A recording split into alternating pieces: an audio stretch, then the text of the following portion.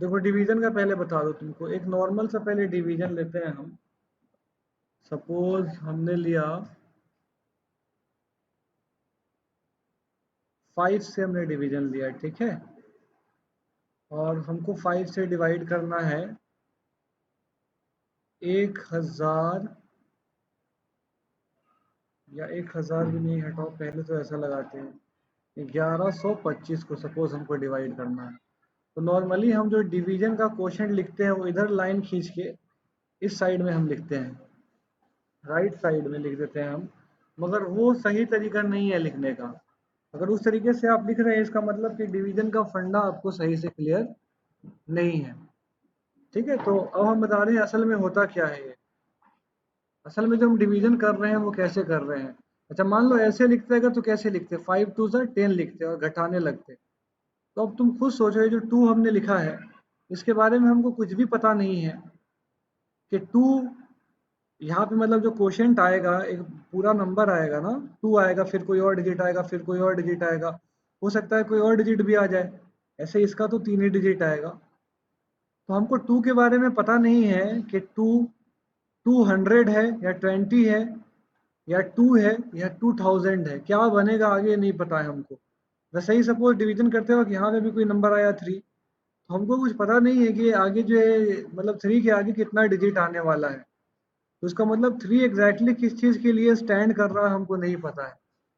तो जब ये नहीं पता है तो फिर हम 5 2 ज़ा 10 जो लिख रहे हैं ये इसका मतलब हम सही नहीं लिख रहे हैं, क्योंकि ये 2 अगर 1000 होगा तो हमको ये 2 से नहीं 2000 से 5 को मल्टीप्लाई करके वैल्यू यहाँ लिखना पड़ता, ठीक है। अगर ये 2 हमारा 100 प्लेस पे होगा तो फिर 2 ज़ीरो और लगाना पड़ता 5 2 ज़ा 10 करने के बाद, तब यहाँ लिखना पड़ता हमको कुछ भी नंबर, ठीक है। तो ये इसीलिए ज़्यादा सही तरीका नहीं है। इसका सही तरीका जो लिखने का है वो ये है कि आप ऊपर लाइन खींचो, ठीक है, और अब प्लेस वैल्यू का ध्यान करते हुए अब इसको लिखा जाएगा। तो 5 को हमने देखा 5 से 1 कितनी बार में जाएगा, मतलब 1 5 इंटू क्या करोगे तो 1 आएगा। तो हमने पाया कि 5 तो 1 में जाएगा ही नहीं, मतलब 1 को 5 से हम डिवाइड करेंगे तो नहीं डिवाइड हो पाएगा। तो हमने क्या किया, नहीं डिवाइड हो पाएगा को हमने बोला कि 0 बार में जाएगा, या तो 1 बार में जाएगा या 2 बार में जाएगा या 3 बार में जाएगा। तो 1 बार में भी नहीं किया तो हमने क्या बोला, 0 बार में। और ये जो 1 के ऊपर में हमने क्या लिख दिया, 0 नंबर लिख दिया हमने, ठीक है। तो ये 0 है, इसका प्लेस वैल्यू हमको पता चल गया। हालांकि 0 को लेफ्ट साइड में कितना भी लगा दो उसका कुछ प्लेस वैल्यू का सिग्निफिकेंस नहीं है, मगर फिर भी ये हमको पता चल गया कि ये जो 0 लिखा है हमने इसका प्लेस वैल्यू 1000 वाला प्लेस वैल्यू पे आ रहा है। क्यों? क्योंकि एग्जैक्टली हमने 1 के ऊपर में इसको लिखा है 1125 के साथ। अब हम देखेंगे कि अब तो ये जाएगा 5 से 0 कितनी बार में गया, 0 बार में गया, तो सब्ट्रैक्ट कर दिया हमने इसको। तो 0 बार सब्ट्रैक्ट किया तो कितना उतर गया, जो नंबर था पूरा एज इट इज उतर गया। तो अब हम फिर देखेंगे कि 5 से 11 कितनी बार में जाएगा। तो 5 से 11 2 बार में जाएगा, तो 2 हमने यहाँ लिख दिया, ठीक है। तो 5 2 ज़ा 10 तो हमने लिख दिया, मगर ये जो 2 है इसका प्लेस वैल्यू हमको पता है। अब 5 के ऊपर में जो नंबर लिखा जाएगा उसका यूनिट प्लेस वैल्यू होगा, 2 के ऊपर में जो लिखा जाएगा उसका 1 होगा प्लेस वैल्यू, सॉरी टेंस होगा प्लेस वैल्यू, और 1 के ऊपर में जो नंबर लिखा गया उसका प्लेस वैल्यू 100 हंड्रेड्स है।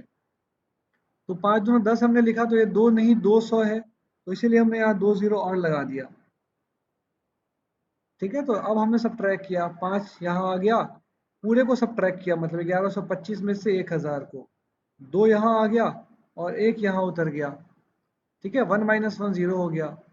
तो अब हम फिर देखेंगे कि 5 जो यहाँ नंबर हमने लिखा है उससे कितनी बार में जाएगा, 12 से मतलब, तो 5 12 से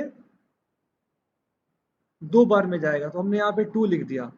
तो जो हमने 5 2 ज़ा 10 लिखा है इस वाले 2 का हमको प्लेस वैल्यू अब पता है कितना है इसका प्लेस वैल्यू। तो इसका प्लेस वैल्यू टेंस वाला प्लेस वैल्यू है, तो मतलब 1 ज़ीरो हमको एक्स्ट्रा यहाँ लगाना पड़ेगा, वो हमने लगाया यहाँ। अब सब ट्रैक किया हमने 25 आ गया। अब हमने देखा कि 5 25 से कितनी बार में जाएगा, तो 5 बार में जाएगा। तो 5 5 जो 25 लिख दिया हमने। अब ये 5 का प्लेस वैल्यू हमको पता चल गया कि 5 का प्लेस वैल्यू क्या है, यूनिट है प्लेस वैल्यू 5 का। और ये पूरा सब्ट्रैक्ट होकर आंसर कितना आ गया, 0। तो डिवीजन का असल एल्गोरिदम ये है, मतलब प्रोसेस जो निकला है जड़ यहाँ पे है जो भी नंबर हम क्वोशंट में लिखते हैं उसका प्लेस वैल्यू हमको पता होता है पहले से कितना प्लेस वैल्यू पे है, और इसलिए यहीं से जो है वो शॉर्टकट बना है कि हम सारा डिजिट ना उतार करके, मतलब जब हमने सब्ट्रैक्ट किया यहाँ से, तो हम सारा डिजिट ना उतार करके एक एक डिजिट करके या दो दो डिजिट करके यहाँ से उतारते हैं। एक और एग्जांपल लें तो और अच्छे से क्लियर होगा। सपोज 3 से हमको डिवाइड करना है, 3 से डिवाइड करना है हमको 925 को। तो हमने देखा 3 से 3 कितनी बार में जाएगा, तो 9 बार में जाएगा। तो 3 3 द 9 हमने लिख लिया, मगर ये 3 3 नहीं है, इसका प्लेस वैल्यू हमको पता है 9 के ऊपर में लिखा हुआ है, इसका मतलब इसका प्लेस वैल्यू हंड्रेड्स वाला प्लेस वैल्यू है। ठीक है, 1000 तो कभी हो ही नहीं सकता है, क्योंकि नंबर जब तुम्हारा हंड्रेड्स में है तो ऑब्वियस सी बात है कि जो क्वोशंट है वो थाउजेंड्स में तो नहीं आएगा। तो 3 तिया 9 लिखा हमने, ये असल में 3 नहीं था, ये 300 था, तो इसीलिए हमने 2 जीरो और लगा दिया। अब हमने सब्ट्रैक्ट किया इसको। ठीक है, तो 925 में से 900 गया तो कितना आ गया, 25 आ गया। तो अब हमने देखा कि 3 से 2 कितनी बार में जाएगा।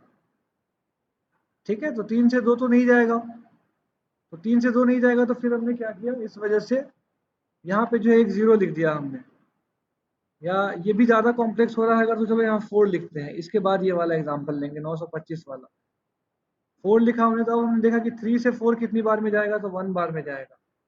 तो 3 वन सा कितना हो गया, 3। मगर ये 1 1 नहीं है, ये 10 है। ठीक है, 10 का एक जीरो हमको लगाना पड़ेगा, मतलब 3 को हमने 1 से नहीं 10 से मल्टीप्लाई किया, तो ये 30 आ गया। तो अब यहाँ बचा 15।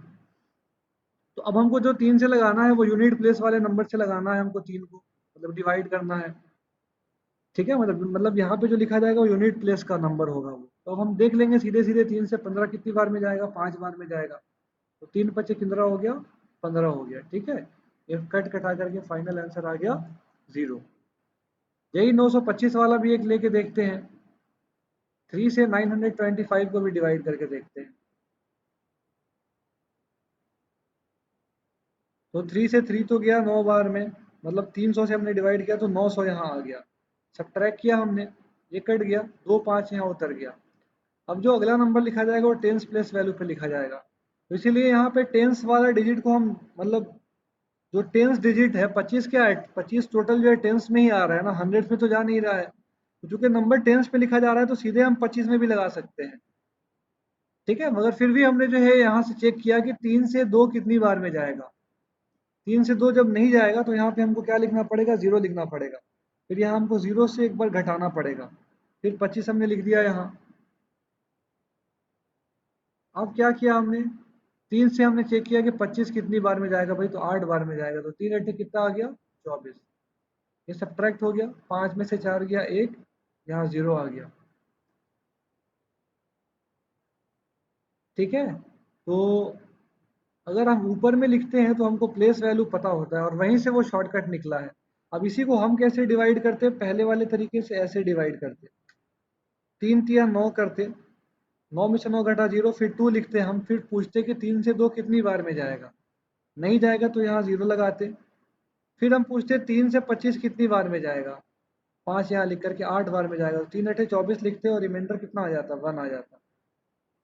ऊपर वाले का भी एक बार फिर से चेक करो, ऊपर वाले को भी करके देखते हैं। जो हमारा 945 से हमने डिवाइड किया, अगर उसको हम अपने ओरिजिनल मेथड से जो हम बचपन से पढ़ते आ रहे हैं उस मेथड से डिवाइड करेंगे तो कैसे करेंगे, 3 से 9 जाएगा एक बार में, सॉरी 3 बार में, 3 3 का 9 हो गया, सब्ट्रैक्ट किया तो 0 आ गया। ठीक है, अब हम प्लेस वैल्यू नहीं चेक कर रहे हैं, वो ऑटोमेटिकली एडजस्ट हो जाता है इस शॉर्टकट टेक्निक में। ये जो हम करते हैं ना, this is shortcut for division, असल में हमको ऐसे करना चाहिए था। तो अब देखा हमने 4 उतार के 3 से कितनी बार में जाएगा, 4, तो एक बार में जाएगा, तो हमने लिख दिया। ठीक है, फिर एक हमने यहाँ से उतारा, फिर हमने देखा कि ये तो 3, मतलब एक हमने उतारा तो अगला डिजिट तो हमको यहाँ से उतारना पड़ेगा, तो 5 को हमने उतारा। अब देखा कि कितनी बार में जाएगा, तो 5 बार में जाएगा। तो फाइनली क्वेश्चन रिमाइंडर क्या आ गया, सेम। अब कंपेयर करो, ये 3 से जो हमने 3 तिया 9 कर दिया, असल में 9 नहीं, ये वाला होना चाहिए था, ये 900 होना चाहिए था। एक सेकंड, ज्ञानम अभी क्लास में ज्वाइन कर रहा है। तो हम ये बता रहे हैं कि 3 नहीं, ये 900 यहाँ लिखना चाहिए था और तब फिर घटा के पूरा 45 लिखना चाहिए था। तो ये होता पूरा तरीका असल डिवाइड करने का। और हमने जो तरीका अपना लिया है वो क्या है, शॉर्टकट है। तो शॉर्टकट जब करोगे तो कहीं कहीं थोड़ा कंफ्यूजन जो है क्रिएट हो सकता है। ठीक है, फिर 45 से जो है 45 में हम लगाते हैं 30 बार में, मतलब 45 से जब हम 3 को लगाते हैं तो 30, ये कितनी बार में जाता, तो 30, मतलब 3 टेन 30 बार में गया, फिर 15 हमने उतारा यहाँ, फिर हमने डिवाइड किया। तो देखो क्या फ़र्क होता जा रहा है, यहाँ पे जो 5 लिखना चाहिए था वो 5 हमने स्किप कर दिया यहाँ, फिर यहाँ का 0 भी स्किप कर दिया हमने। ठीक है, तो ये बताने का मकसद ये है कि हम जो तरीका अपनाए हैं डिवीजन का बचपन से, वो शॉर्टकट तरीका है। असल हमको ऐसे करना चाहिए था डिवाइड। अगर ऐसे करोगे आप तो फिर कंफ्यूजन नहीं आएगा। ये जो हमने डिवाइड किया था 4 को -123 से, तब फिर आपको कंफ्यूजन नहीं आएगा। करके देख लो आप, 4 को -123 से डिवाइड किया। ठीक है, तो पूछा 4 से -1 कितनी बार में जाएगा, तो जाएगा ही नहीं, तो 0 लिख दिया यहाँ। फिर हमने घटा दिया, -123 जैसा था वैसे हमने उतार दिया, पूरा का पूरा -123, क्योंकि 4 इंटू 0 0 हुआ, तो -123 में से हम 0 सब्ट्रैक्ट कर रहे हैं, आंसर वही आ गया। फिर अब अगला डिजिट से हम चेक करेंगे, मतलब 1 तो नहीं गया, तो अब 1 2 को चेक करेंगे कितनी बार में जाएगा, तो 1 2 भी नहीं, अब हम किसको चेक कर रहे हैं, -12 को चेक कर रहे हैं। 4 से -12 कितनी बार में जाएगा भाई, तो -3 बार में जाएगा। तो यहाँ कोशेंट में तो फिर हम जो है माइनस नहीं लिख रहे हैं, तो फिर माइनस हम कहाँ, फिर हम क्या करेंगे कि 4 से 3 को ही लगा देंगे हम, 12 मतलब 4 से 12 को लगा देंगे 3 बार में। तो ये 3 नहीं है, असल में कितना है, ये 30 है। तो इसीलिए हमने यहाँ क्या लिखा, जब हमने 4 को 30 से मल्टीप्लाई किया तो 4 तिया 12 और 30 का एक जीरो हमने यहाँ लगा दिया, क्योंकि कोशेंट में हम माइनस जो है नहीं डाल रहे हैं अभी। तो अब हमने क्या किया, अब हमको फिर से सब्ट्रैक्ट करना है इसको, मगर मगर मगर मगर ऐसे करेंगे तो गड़बड़ हो, तो -3 से ही लगाना पड़ेगा इसको।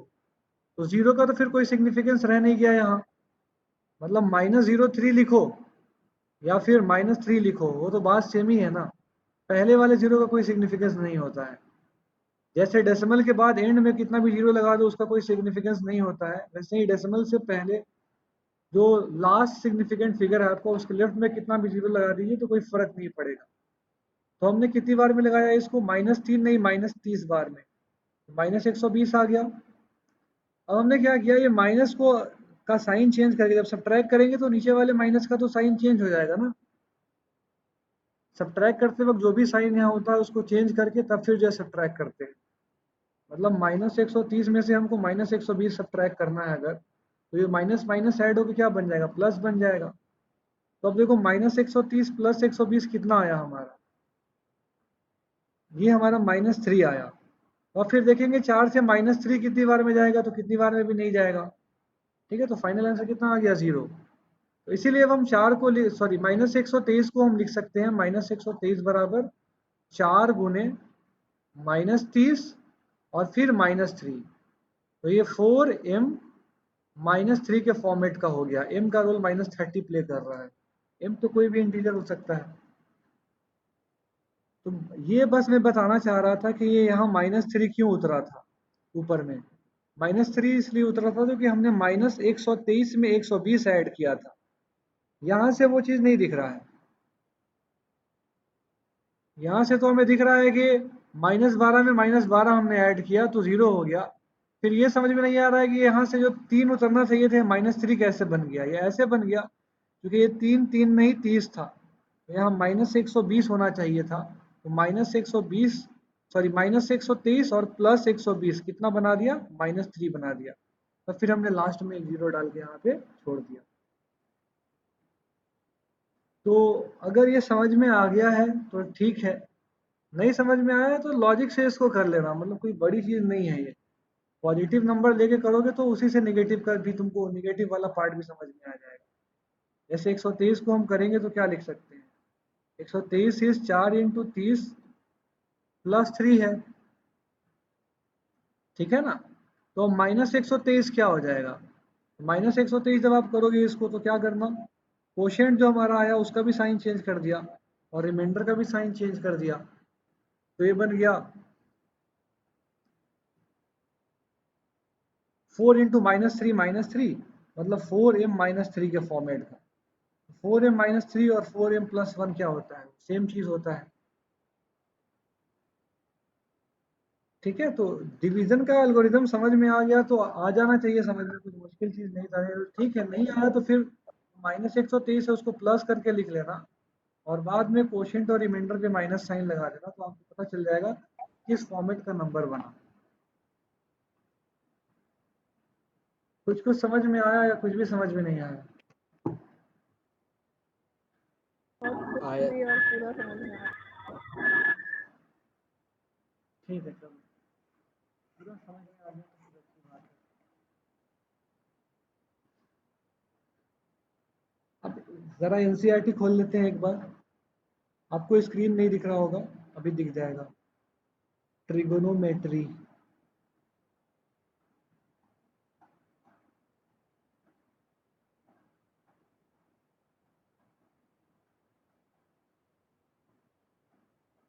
CBSE books, class 11। एक बार जल्दी जल्दी कल वाला रिवाइज करा दे रहे हैं क्योंकि ज्ञानम नहीं था हमको। अगर 3-4 मिनट आपको दीजिएगा तो हम कल वाला पार्ट आपका रिवाइज करा देते हैं सब। आपका भी रिवीजन हो जाएगा, घर पे दोबारा नहीं पढ़े हो तो याद आ जाएगा, और उसका भी रिवीजन हो जाए। उसका रिवीजन क्या मतलब, वो समझ जाएगा क्या चीज़ बताई गई है।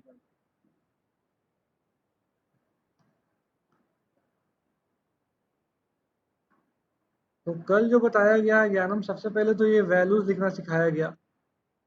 पहले तो हमने एंगल लिख लिया, तो 0 लिखा हमने, उसके बाद π/4 लिख लिया, है ना। अब हम क्या कर रहे हैं, जैसे सर्कल है हमारा ना, तो सर्कल को जो 4 भाग में हमने डिवाइड किया, फिर से उसको हमने जो है 2 लाइन और ड्रॉ करके डिवाइड कर लिया बिल्कुल बीचों बीच। तो 0 है, ये 90 है, तो ऑब्वियस सी बात है ये 45 होगा, मतलब ये π/2 है, तो ये क्या हो जाएगा π/4। तो अब जो बाकी एंगल लिखना है, ये वाला पॉइंट का या ये वाला पॉइंट का या ये वाला पॉइंट जो है, ये कौन सा एंगल बना रहा है, तो हम इसका अगर मल्टीपल लेके चले तो हमको पता चल जाएगा। तो ये π/4 है, तो अगला वाला जो है वो कितना है, ये वाला पॉइंट 2π/4 है। तो 2π/4 जब आप करोगे, काटोगे इसको, 2 से 4 कट गया, कितना बन गया π/2। वैसे ही ये वाला पॉइंट क्या बन गया, 2π/4 के बाद 3π/4। वैसे ही ये वाला पॉइंट क्या बन गया, 4π/4। 4π/4 मतलब पाई। ये वाला 5π/4 और ये वाला बना 6π/4 मतलब 3π/2। और ये वाला बन गया हमारा 7π/4। और फिर से जब हम ओरिजिनल पोजीशन पे पहुंच गए तो ये वाला 8π/4 मतलब कि 2π वाला एंगल बन गया। तो ऐसे करके हमने इन एंगल्स को लिख लिया। उसके बाद हमने क्या किया, 30-30 के मल्टीपल वाला एंगल लिखा हमने, मतलब ऐसा सर्कल हमने बनाया। ठीक है, इसको 2 पार्ट में डिवाइड किया। अब 30-30 के मल्टीपल वाला लिख रहे हैं, ये 30, 60, फिर 30×3 = 90, फिर 30×4 = 120, 30×25 = 150, फिर ये वाला 180, फिर 210, फिर 240, फिर 270, फिर 300, फिर 330 और अगला वाला 360। तो 30-30 हम बढ़ाते जा रहे हैं। तो वैसे ही, या फिर ऐसे सोचो आपकी 0, उसके बाद 30, फिर 30×2, 30×3, 30×4 किया अगले पॉइंट के लिए, 30×5 किया, फिर 30×6 180 मिल गया हमको। तो वैसे ही π/6 का भी हम मल्टीपल के फॉर्म में लिख सकते हैं। इसको π/6 लिख लिया, अगला वाला 2π/6 हो गया, तो 2 से 6 कट गया, कितना बन गया π/3। ये वाला पॉइंट 3π/6 हो गया, तो 3 से 6 कट के π/2 बन गया। ये 4π/6 हो गया, ये 5π/6 हो गया, और ये जो 180 वाला है ये 6π/6 हो गया। फिर तो 6π/6 में 6 कट जाएगा, क्या बच जाएगा, पाई बच जाएगा। अगला वाला एंगल 7π/6 का है, फिर ये वाला 8π/6 का है, फिर ये वाला 9π/6 का है। अब हमने 3π/2 लिख दिया, तो 9π/6 ही है वो। ठीक है, वो 3 से 3 कॉमन फैक्टर को काट लिया हमने। अब अगला वाला 10π/6 का है, फिर ये वाला 11π/6 का है, फिर दोबारा जब हम यहाँ पहुँच जाएंगे तो 12 पाई/6 का बन जाएगा ये। तो 12 से 6 कट के कितना हो गया 2। तो सबसे पहले तो हमने क्या किया था, सर्कल के अंदर एंगल्स लिख लिया था हमने, कौन कौन सा जो लाइन है किस किस एंगल को रिप्रेजेंट कर रहा है। तो एंगल लिखने के बाद वैल्यू लिखना था। तो वैल्यू के लिए हमने बताया था आपको कि जिसके भी नीचे मतलब जो भी पाई/4 का मल्टीपल दिख रहा है आपको ना, कुछ कटना नहीं चाहिए। जैसे पाई/4 ऐसा नहीं कि 8 पाई/4 लिखा हुआ है ये कट जा रहा है इससे, तब नहीं होगा। पाई/4 के साथ जो लिखा हुआ है वो नीचे वाले 4 से कटना नहीं चाहिए। 7 पाई/4 हो गया या 3 पाई/4 हो गया, ये सब की हम बात कर रहे हैं। इसमें पाई/4 हमको आंखों से दिख रहा है। तो वैसा वैसा कौन सा एंगल है, पाई/4, 3 पाई/4, फिर 5 पाई/4, फिर 7 पाई/4। तो पाई/4 वाला जितना भी एंगल है सबका कोऑर्डिनेट कितना हो जाएगा 1/√2। यहाँ पे भी देखो 1/√2 1/√2 जैसा इसमें था, यहाँ पर भी 1/√2 1/√2, इधर भी 1/√2 1/√2। बस साइन का ध्यान रखना है। ये सेकंड क्वाड्रेंट है तो एक्स कोऑर्डिनेट निगेटिव होता है, तो एक्स को यहाँ निगेटिव कर दिया हमने और वाई को पॉजिटिव छोड़ दिया। थर्ड क्वाड्रेंट में दोनों को जो है निगेटिव लिख लिया। फोर्थ क्वाड्रेंट में एक्स पॉजिटिव होता है तो एक्स को पॉजिटिव लिख लिया और वाई को निगेटिव लिख दिया। तो अब हमसे कोई पूछेगा कि cos 5 पाई/4 कितना होता है, तो इस वाले पॉइंट का एक्स कोऑर्डिनेट तो कितना है भाई, देख लो यहाँ -1/√2 है। ठीक है, वैसे ही पूछा साइन ऑफ 7 पाई/4 कितना है, तो इस वाले पॉइंट का वाई कोऑर्डिनेट -1/√2 बन गया। तो पाई/6 का भी सेम फंडा है, जहां जहां पाई/6 दिख रहा है सबका कोऑर्डिनेट √3/2 1/2 ही हो जाएगा। बस साइन का ध्यान रख लेना है। तो कौन कौन सा एंगल है वैसा, पाई/6, उसके बाद 5 पाई/6, तब 7 पाई/6 और उसके बाद तब 11 पाई/6। इन सब का √3/2 1/2 कोऑर्डिनेट होगा। बस साइन का ध्यान रख लेना है कि एक्स पॉजिटिव है या वाई पॉजिटिव है या फिर दोनों निगेटिव है या एक निगेटिव है, वो साइन हमने बैठा दिया और फिर हम एंगल की वैल्यू बोल सकते हैं। 11 पाई/6 पे पूछा कि कॉस का वैल्यू कितना है, तो इस वाले पॉइंट का एक्स कोऑर्डिनेट देख लिया आपने, √3/2 बोल दिया आपने ये है। तो पाई/3 का भी सेम सेम फंडा है, जहां जहां पाई/3 दिखे कुछ कटना नहीं चाहिए ऊपर नीचे से। जैसे पाई/3 2 पाई/3, ठीक है, फिर 4 पाई/3, फिर 5 पाई/3, सबका कोऑर्डिनेट 1/2 √3/2 ही होगा, 1/2 √3/2। ठीक है, बस साइन का ध्यान कर लेना है हमको। तो ये लिख लिया हमने। फिर एक और कॉन्सेप्ट हमने सीख लिया था यहीं पर, क्योंकि फर्स्ट क्वाड्रेंट में एक्स भी पॉजिटिव होता है और वाई भी पॉजिटिव होता है, एक्स कोऑर्डिनेट भी वाई कोऑर्डिनेट भी। तो इसका मतलब कॉस भी पॉजिटिव और साइन भी पॉजिटिव, फर्स्ट क्वाड्रेंट में दोनों पॉजिटिव। सेकंड क्वाड्रेंट में एक्स नेगेटिव होता है मतलब कॉस नेगेटिव आएगा, साइन पॉजिटिव आएगा। थर्ड क्वाड्रेंट में दोनों नेगेटिव आ जाएगा। फोर्थ क्वाड्रेंट में एक्स मतलब कॉस पॉजिटिव और साइन नेगेटिव। ठीक है, तो अब साइन कॉस का साइन पता है तुमको तो tan का भी पता चल जाएगा। प्लस को प्लस से डिवाइड करेंगे तो प्लस आ जाएगा, मतलब पहले क्वाड्रेंट में tan पॉजिटिव और थर्ड क्वाड्रेंट में tan positive. Minus minus divide करने से भी पॉजिटिव आ जाएगा। तो लॉजिक से हमने डिड्यूस कर लिया कि किस क्वाड्रेंट में कौन सा ट्रिग्नोमेट्रिक रेशियो पॉजिटिव होगा, कौन सा नेगेटिव होगा। फिर हमने इसका एक शॉर्टकट भी देखा था, नेमोनिक। नेमोनिक इंग्लिश में बोलते हैं वो शॉर्टकट जो हम खुद को याद रखने के लिए बनाते हैं, मतलब अपने लिए बनाते हैं, हम कोई टेक्स्ट बुक में लिखा हुआ नहीं मिलेगा। जैसे प्लैनेट का नाम याद रखने के लिए बनाए थे, my very educated mother just shows us 9 planet. तो M for Mercury, V for Venus, E for Earth, फिर mother, my very educated mother, फिर एम फॉर मार्स। ठीक है, just, J for Jupiter, shows, S for Saturn, us Uranus, 9 Neptune, और जो P वाला है ये तो हट ही गया प्लैनेट से, प्लैनेट हम लोग जब छोटे थे 2001-2 तक ये प्लैनेट की कैटेगरी में आता था। तो वह उस टाइम हमने याद किया था, माई very educated mother just shows us 9 planet. ये सूरज से दूरी के ऑर्डर हो गया प्लैनेट का, सबसे नजदीक मरकरी है, तब वेनस, तब अर्थ, तब मार्स एंड सो ऑन। तो वैसे ही ऐड शुगर टू कॉफी है, मतलब पहले क्वाड्रेंट में सारा all, A for add, A for all, सारा पॉजिटिव। सेकेंड क्वाड्रेंट में sine positive, S for sine. Third में tan पॉजिटिव, फोर्थ में cos पॉजिटिव। अब जब tan पॉजिटिव है तो ऑब्वियस सी बात है कॉर्ड भी पॉजिटिव होगा। कोई भी नंबर पॉजिटिव है तो उसका रेसिप्रोकल भी पॉजिटिव होता है, नेगेटिव है तो रेसिप्रोकल भी नेगेटिव होता है। इसके बाद हमने एक टॉपिक और देखा था, हमने देखा था कि जैसे कभी 9n-3 आपको दिख जाए तो इसको ये मत बोलिएगा कि 9 से डिवाइड करने पे रिमाइंडर -3 आएगा। हम क्या करेंगे, जो नेगेटिव वाला पार्ट है ना इसमें, जो जिससे डिवाइड कर रहे हैं उसको ऐड कर दो और तब बोलो आंसर कितना रिमाइंडर आएगा। तो 9n-3, जब हमने -3 में 9 ऐड कर दिया तो ये बन गया 9n+6।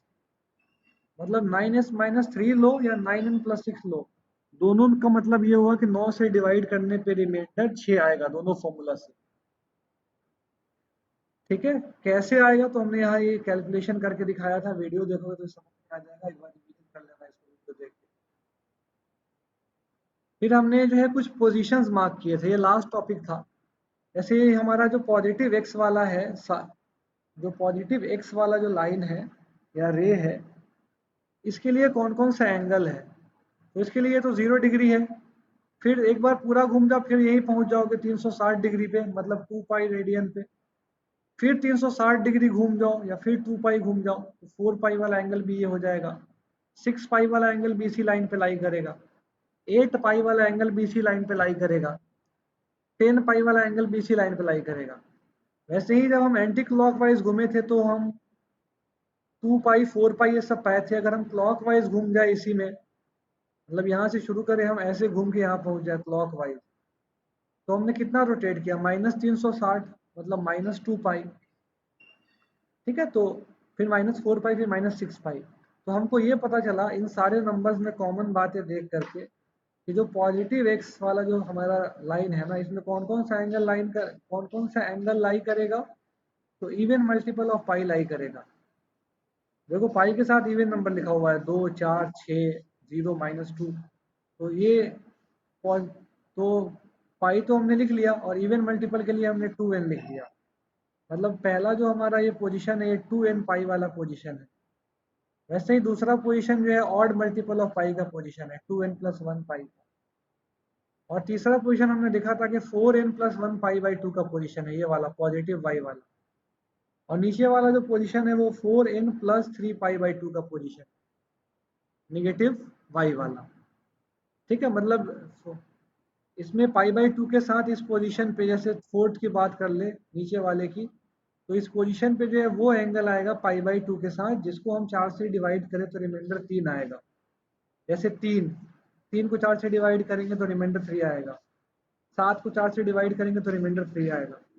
मतलब ये पोजीशन 4n+3 पाई बाई 2 का पोजीशन है, ये हमको एकदम याद करके रखना है। जैसे कोई भी हमको एंगल दे दिया 71 पाई, पूछा कि किस पोजीशन पे तुम खड़े हो, तो पाई के साथ ऑड नंबर देखा तो तुरंत दिमाग में क्लिक करना चाहिए सेकंड वाले पोजीशन पे हम खड़े हैं। जैसे हमको दे दिया 75 पाई बाई 2, तो पाई बाई 2 के साथ जो नंबर लिखा उसको हमने चेक किया कि 4 से डिवाइड करने पे कितना रिमाइंडर आएगा, तो 72, 3, 75 होता है, 4 के पढ़ा में 72 आता है। तो मतलब 3 रिमाइंडर आ रहा है, 4n+3 पाई बाई 2 वाला है लोकेशन है, मतलब हम यहाँ पे खड़े हैं आकर के। ये जो एंगल है 75 पाई बाई 2 कहाँ लाई करेगा, निगेटिव वाई के ऊपर में लाई करेगा। ठीक है, तो this was the last topic we did yesterday, और इसके ऊपर कुछ क्वेश्चंस भी हम लोगों ने किया था। जैसे जैसे ये हमारा क्वेश्चन था 70 पाई बाई 2, तो 70 पाई बाई 2 में तो पहले कट रहा था तो हमने काट लिया था, तो कितना बन गया था ये 35 पाई। तब हमने आंसर बोला था कि 35 पाई कौन सा पोजीशन है, तो पोजीशन नंबर 2 है। तो इन सारे एंगल्स का वैल्यू हमने जो है, मैं वैल्यू कह रहा हूँ, लोकेशन हमने जो है दरियाफ्त कर लिया, पता कर लिया कि कहाँ कहाँ कौन सा एंगल लाई कर रहा है। तो फास्ट फॉरवर्ड में ये हो गया रिवीजन कल का। एग्जैक्टली अब वीडियो देखोगे तो छोटी छोटी चीजें हैं वो समझ में आएंगी। अब हम आज आगे पढ़ रहे हैं, तो अब हम आपको एक बार फिर से बुक खोल के दिखा दें एनसीईआरटी के कौन कौन सा टॉपिक हो गया है, कौन कौन सा बच रहा है। तो जो बच रहा है उसको करेंगे हम।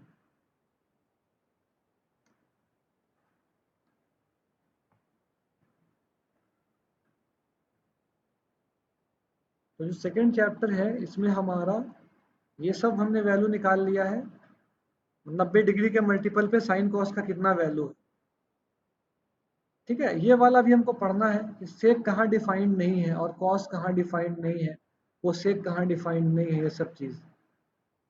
ठीक है, फिर ये सारे एंगल्स पे भी हमने जो है वैल्यू निकाल लिया यूनिट सर्कल से। अब हमको इन एंगल पे वैल्यू रखने का जरूरत नहीं है, हम यूनिट सर्कल ड्रॉ करके, जैसा हम देखेंगे अभी आगे, यूनिट सर्कल ड्रॉ करके हम निकाल सकते हैं कि कौन सा एंगल कहाँ लाई कर रहा है।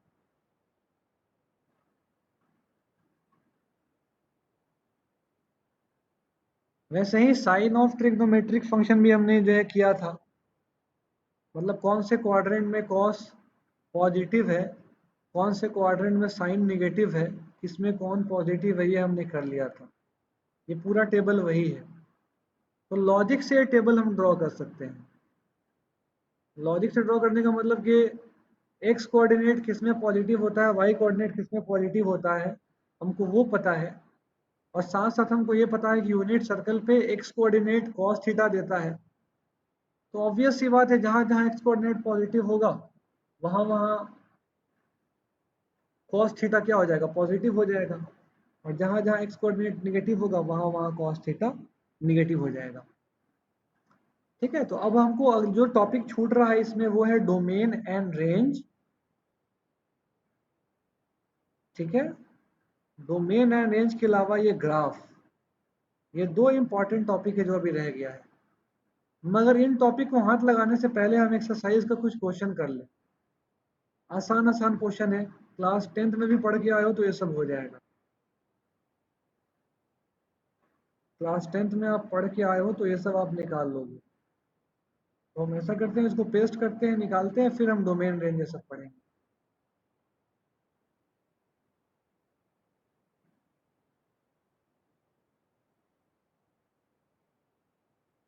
तो देखो cos x का वैल्यू दे दिया -3/5। अच्छा, आप मान लो कि इसमें आगे कुछ भी नहीं दिया रहता, सिर्फ cos x बराबर -3/5 दिया रहता, ये थर्ड वर्ड क्वाड्रेंट कुछ भी नहीं दिया हुआ है आगे, मान लो आप। तो आप cos के बारे में क्या बोल सकते थे कि cos किस किस क्वाड्रेंट में लाई कर सकता है?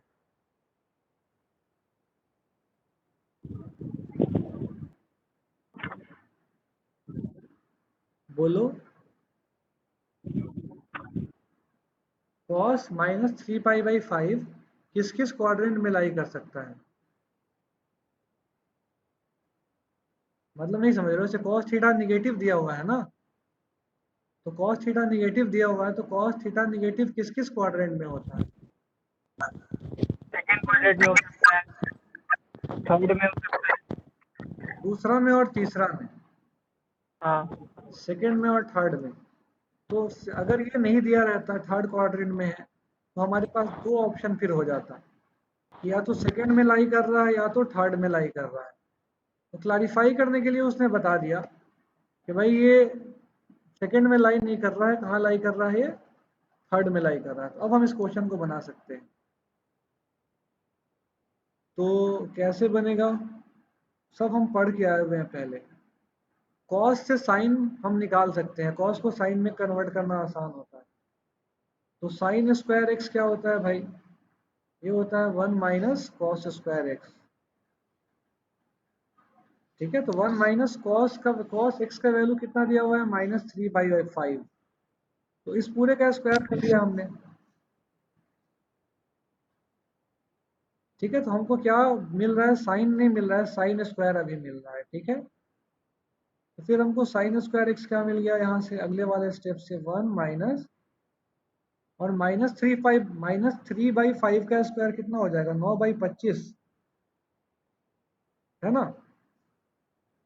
और देखो हम रिवीजन जल्दी जल्दी करा दिए, हमसे गलती हो गई बहुत बड़ी। उससे क्या हुआ नुकसान, तुम लोग का दिमाग बहुत तेजी तेजी में सोचने लगा और थक गया बहुत जल्दी। हम स्पीड स्लो कर रहे हैं, इसीलिए रिलैक्स हो जाओ तुम लोग भी थोड़ा सा, एकदम आराम आराम से सोच सोच के बोलना। साइन स्क्वायर एक्स इतना बच गया, तो इसको पूरे को सिंप्लीफाई करोगे तो साइन स्क्वायर एक्स कितना आ जाएगा, 16/25। 4/5 नहीं, फिर गलत बात।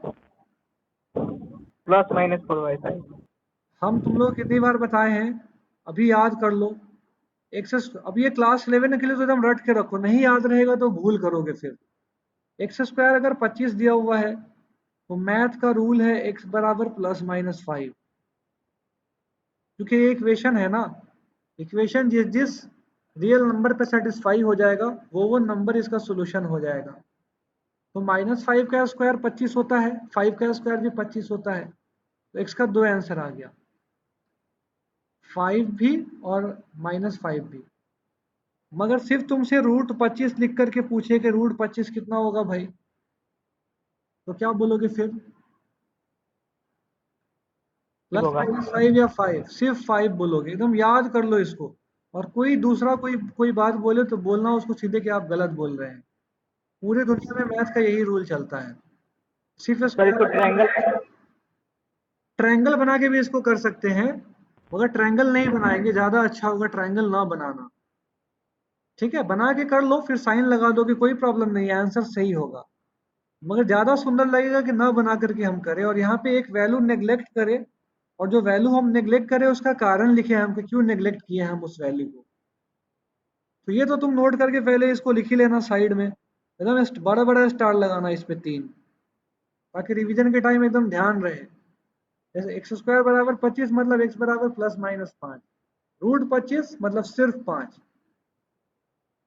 तो यहाँ से अब हमारा जो साइन x है ये 2 वैल्यू आ गया साइन x का।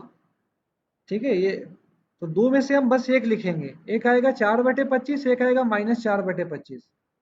तो क्वाड्रेंट देखो कौन सा है, थर्ड है। तो थर्ड क्वाड्रेंट में साइन क्या होता है, पॉजिटिव या नेगेटिव? नेगेटिव होता है। थर्ड में तो एक्स कोऑर्डिनेट भी नेगेटिव होता है, वाई कोऑर्डिनेट भी नेगेटिव होता है।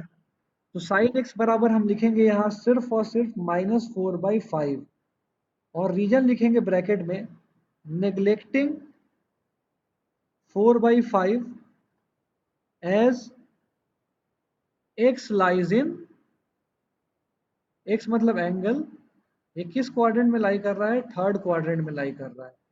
जैसे क्वाड्रेटिक में सॉल्व करते थे तो कभी कभी देखते थे ना, लेंथ का आंसर पॉजिटिव भी आ गया नेगेटिव भी आ गया, तो नेगेटिव को इग्नोर करते थे, क्वाड्रेटिक में लिखते थे कि neglecting -4 as length can not be negative. तो सेम चीज हमने यहाँ लिख लिया, तो हमको साइन का वैल्यू मिल गया, साइन एक्स बराबर -4/5। ठीक है, अब जब तुम ट्रायंगल बनाओगे तो ट्रायंगल पे -3 कैसे प्लॉट करोगे? ठीक है, फिर तुमको 3 और 5 लेके सॉल्व करना पड़ेगा, सारे का वैल्यू निकालना पड़ेगा, फिर लिखना पड़ेगा कि किसको तुम पॉजिटिव ले रहे हो किसको निगेटिव ले रहे हो। वो काम ज्यादा गड़बड़ है, ये वाला काम ज्यादा सही है। मतलब इसमें मैथ साफ साफ दिख रहा है क्या हमने किया है। ठीक है, तो अब tan x का वैल्यू निकालना है, ये तो बहुत ही आसान है tan x निकालना। साइन वाइन तो हमको सोचना ही नहीं है, अगर हमें sin x पता है और cos x पता है तो ऑब्वियस सी बात है जो साइन होगा खुद ब खुद कटेगा। तो -4/5 न्यूमरेटर में और डिनोमिनेटर में -3/5, माइनस माइनस कट गया, 5 कट गया, tan x बराबर कितना आ गया, 4/3। तो साइन कॉस tan पता है तो बाकी निकल जाएगा बच्चे लोग। cot x क्या होता है, cot x 1/tan x, 4 हो जाएगा। तो 3/4 हो जाएगा। ठीक है, अब मेरे पास थोड़ा जगह कम पड़ रहा है तो हम साइड में लिख रहे हैं, आप लोग नीचे लिखना। अब जब हमको साइन x पता है तो कोसेक x क्या हो जाएगा, कोसेक x क्या होता है, 1/sin x, 5/-4। 5/-4 कहो या -5/4 कहो। स्टैंडर्ड तरीका ये है लिखने का कि नेगेटिव जो साइन को नेगेटिव साइन को न्यूमरेटर में रखते हैं और जो कट रहा है उसको काट लेते हैं। उस फॉर्म को बोलते हैं standard form of rational number. ठीक है, तो 5/-4 में भी पूरा सही, पूरा मार्क्स मिलता, कुछ भी नहीं कटता, वो भी सही है, मगर हमने स्टैंडर्ड फॉर्म में लिख दिया। सेक एक्स क्या हो जाएगा यहाँ से, 1/cos x। अब हमको इन सब में साइन का अलग से ध्यान नहीं रखने का जरूरत है, कॉस में ही सेक का साइन आ जाएगा। ठीक है, तो 1/cos x, कॉस कितना दिया हुआ था, -3/5, तो ये बन गया -5/3। ठीक है, सबका निकल गया, सारा निकल गया, cos sine cosec sec tan और कॉट, सभी निकल गया। आसान है, छापो इसको। एक क्वेश्चन तुम लोग से बनवाएंगे, तब आगे की चीजें पढ़ाएंगे।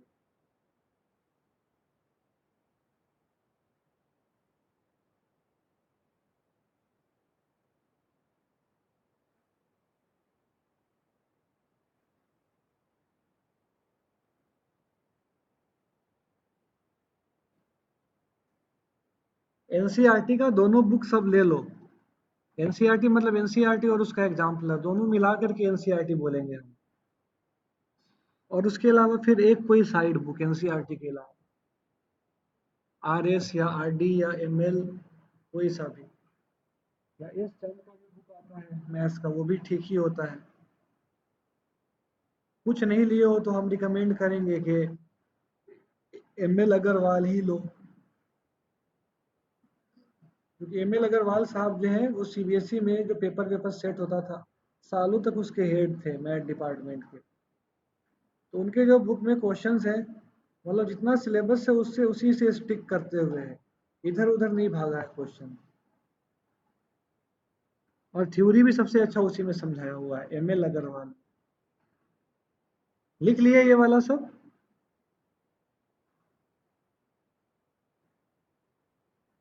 चलोगे? ठीक है, तो एक क्वेश्चन अब आप लोग बनाओ, इसी पैटर्न का एक क्वेश्चन आप लोग बनाओ। अच्छा यहाँ देखो, इसने पहले तो साइन एक्स बराबर प्लस माइनस 4/5 लिख दिया है, फिर लिखा है कि चूंकि निगेटिव थर्ड क्वाड्रेंट में लाई कर रहा है तो साइन एक्स माइनस 4/5 होगा। तो ये भी तरीका है लिखने का। हमने जो लिखा उसमें हमने कुछ स्टेप्स बचा लिया, बस हमने लिखा -4/5 और ब्रैकेट में रीजन लिख दिया, वो भी तरीका है लिखने का। तो अब ये वाला क्वेश्चन आप लोग बना लो, cot x बराबर -5/12 और x lies in second quadrant. हम भी इसको पेस्ट कर लेते हैं इधर लाके, आराम आराम से आप लोग सॉल्व करो, हम भी सॉल्व कर रहे हैं, आप लोग अपना सॉल्व करना।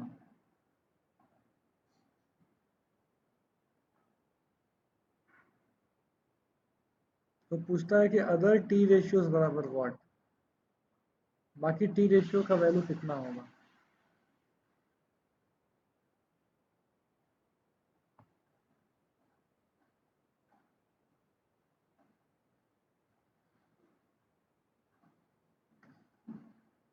तो cot x पता है तो पहले तो tan x निकाल लेते हैं, -1 सॉरी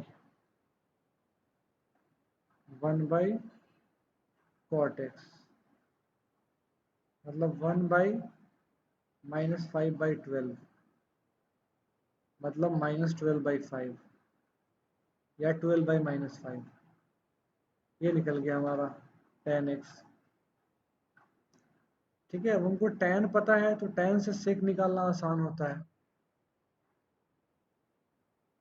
sec स्क्वायर x बराबर 1 प्लस tan स्क्वायर x। ठीक है, तो यह आ गया 1 प्लस -12/5 का स्क्वायर, 1 प्लस 144/25, 169/25।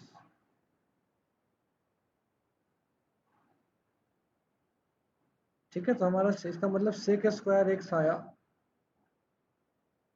169/25। हाँ बोलो। +-13/5। तो +-13/5, तो अब ये सेकंड क्वाड्रेंट में लाई कर रहा है, सेकंड में हाँ कॉस तो नेगेटिव होता है, तो कॉस हाँ नेगेटिव है तो माइनस। ऑब्वियस सी बात है सेक भी नेगेटिव हो जाएगा। ठीक है भाई, तो ये हो गया हमारा सेक एक्स बराबर -13/5 लिख दिया, neglecting 13/5 as x lies in second quadrant।